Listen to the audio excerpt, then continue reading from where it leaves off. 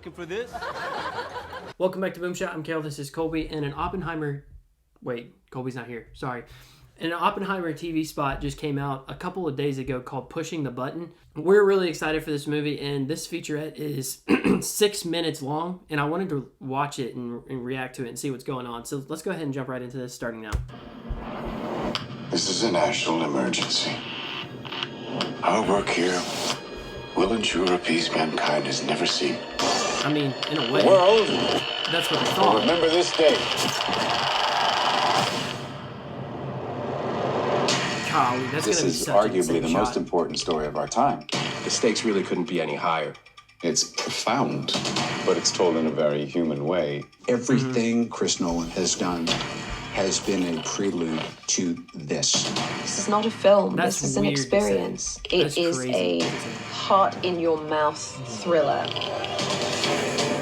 I've been interested in Oppenheimer's story for a long time. At some point, I learned this key piece of information that in the lead up to the Trinity test, they were dealing with the very small possibility that when they pushed that button, they would set fire to the atmosphere of the Earth and destroy the entire planet.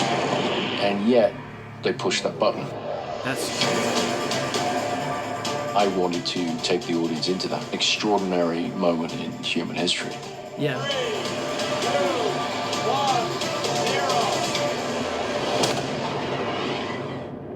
All America's industrial might and scientific innovation connected here. A secret laboratory. Cillian playing Oppenheimer was the centerpiece of the film, but I knew that he was going to need the most extraordinary ensemble around him. Let's go recruit some scientists. The people involved in the Manhattan Project were charismatic individuals. They're very talented. Niels Bohr. What? The I didn't world know that he's in this Oppenheimer movie. inhabits Kenneth is Branagh? filled with rock star scientists. And I think because we have all these fantastic actors, you really buy that. Yeah. It felt like I was playing sports with some of the best athletes. Every single person has come to set knowing that they have been hired because somewhere along the line, Chris thought that you did a good job. And this goes for crew as well.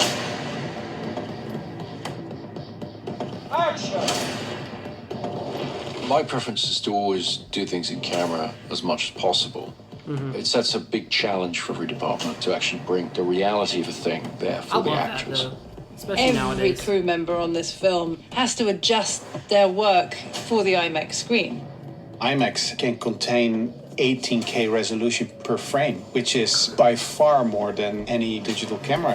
It gets thrown up on a gigantic screen, and the moment you watch it, it's very evident. The quality is unprecedented. This is a So story excited of for that, America in the 20th century, so I think it can be painted on that big of a canvas, and what better way to do that but with IMAX cameras? Yeah. Why for sure. would we go to the middle of nowhere for who knows how long? I always try to use real locations as much as possible. With location Again, shooting I on love that. sets, the more things can just be real, the better they're going to feel to the audience. There's almost no studio work on this film. Everything is location. The sets were built in such a way so that they crazy. felt incredibly authentic. There's Lawrence. We built our Los Alamos at Ghost Ranch, New Mexico, which is along the same mountain range that Los Alamos proper sits on. This was very important, and I based all of this on research. We built all of these buildings 360. We want it to feel like you are right there. You are Dude, in this. that's- This is happening. This is The real. set design, the intentionality. This isn't a backlot. is It's just the ridiculous. most transporting thing, you know, when you're there and it just looks exactly like Los Alamos 1940s must have looked, and you know that no detail has been overlooked. You know, we've also shot in a huge amount of the real locations.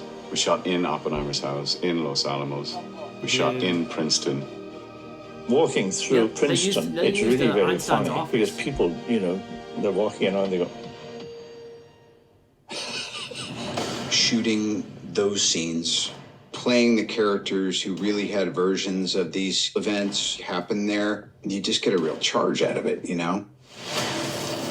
This is a matter of life and death. I can perform this miracle. When you do Chris's movies, things that when you read a script you normally would think would be visual effects, you know that you're going to be doing this stuff practically. I love that. They had to film the world of quantum physics. Their whole unit was one big science project. I was daily very jealous. it's kind of back to the old days. We did a lot of experimentation. We came up with some very interesting analog methods of how to approach this, all of which was leading to the Trinity test, which had to feel nightmarish and terrifying in a way that computer graphics never really is. What we were able to get into the finished film There's gonna be nothing like is watching extraordinarily beautiful, but also very frightening. Working with this whole team was such a great camaraderie, and with the commonality of we are going to get this in camera. I love Chris's dedication to that. It really speaks to Chris and the way he directs.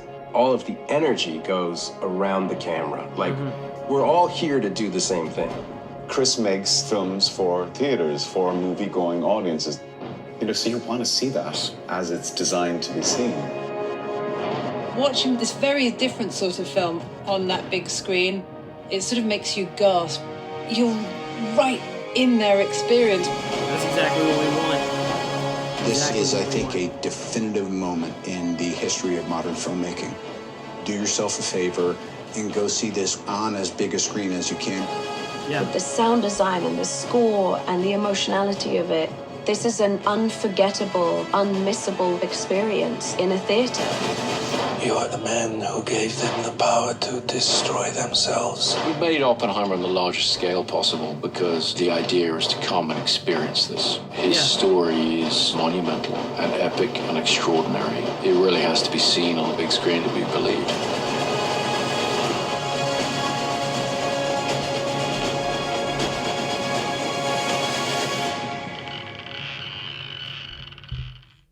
Dude, this movie is going to be ridiculous. Me and Colby talked about, I mean, he's not here, but we talked about how we're going to see it in IMAX. I think this is the first IMAX movie I've ever seen. But like they said, right as the thing ended, watch this on the biggest screen that you can watch it on. And so we're going to see it in IMAX on the opening day. So this movie is, I mean, we've already talked about the cast. We've already talked about, I think the biggest thing though is the cast. There's a featurette I just react to. I'm a little late on this one. The cast being so invested in their characters and knowing their characters so well is going to be one thing that keeps you right in the moment the entire time. I don't feel like there's going to be anything that takes you out of this movie. I don't think there's going to be anything. And I could see pacing probably maybe being an issue, being 3 hours long, but they got a long story to tell. Like, they want this to be common knowledge type thing where they're telling Oppenheimer's entire story. But so having a cast that's invested in their characters is massive, but doing everything on a camera, on an IMAX camera, everything is practical. Most everything is practical. That's a big deal. I feel like a lot of times, especially with VFX and CGI, the way things have trended nowadays with bigger studio films like Marvel or DC or any really Transformers, you can name anything. Having CGI sets a lot is, I mean, it's common, but it's taking people out of movies, and I feel like this is a great twist to put on modern filmmaking. And like RDJ says, like, this could potentially redefine modern film for everybody. So I'm hoping this movie lives up to the hype. We both are. We both think it'll probably be our movie of the year at this point with the way everything's looking. So we're definitely excited to watch this movie. Let us know what you guys think. All right, do you think it's going to be movie of the year? Do you think maybe it flops? What do you think? So let us know what you guys think. Thank you guys for watching. See you in the next one.